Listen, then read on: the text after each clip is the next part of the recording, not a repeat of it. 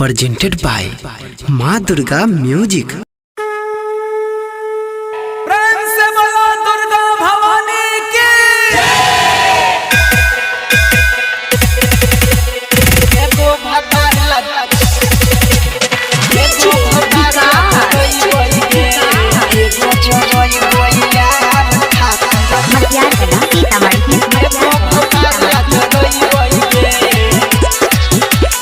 माई के मंदिर नौमी में हमें तू को दिया जरई गे।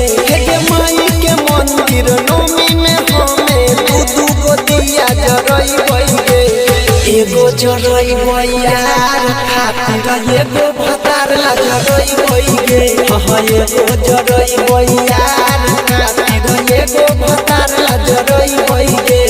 माई के मंदिर नौमी में हमें तू को दिया जरई गे। हे माई के मंदिर नौमी में हमें तू को दिया जरई गे। एगो जरई यार खातिर एगो भतार ला जरई गे। हां एगो जरई यार खातिर एगो भतार ला जरई गे।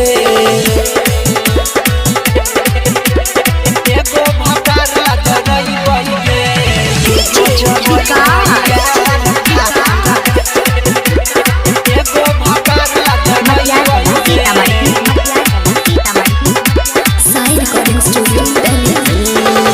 नौ दिन भगवती में नेहिया लगइबे।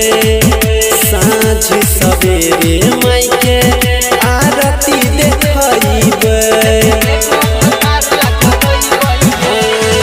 नौ दिन भगवती में नेहिया लगइबे। साँझ सवेरे माई के आरती देखइबे। जोरे कलश जोरा पान के पाता हम तो मंगई गे। जोरे कलश जोरे पान के पाता हम तो मंगई गे। एगो जरई यार खातिर एगो भतार ला जरई गे। हां एगो जरई यार खातिर एगो भतार ला जरई गे। एगो भतार ला जरई गे।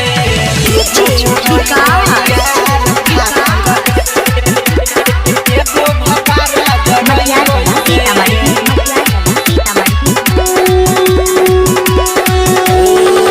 लाले लाले चुनरी से मैया के सजइबे।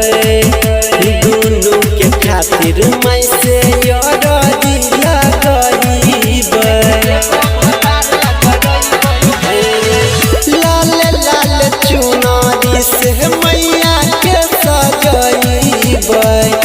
दुनु के खातिर माई से यरदी लगइबे। कवि बबुआ राहुल जी से पतरा पढ़ई गे। अनिल परवीन देवेंद्र जी से पतरा पढ़ई गे। एगो जरई यार खातिर एगो भतार ला जरई गे। हां एगो जरई यार खातिर एगो भतार ला जरई गे।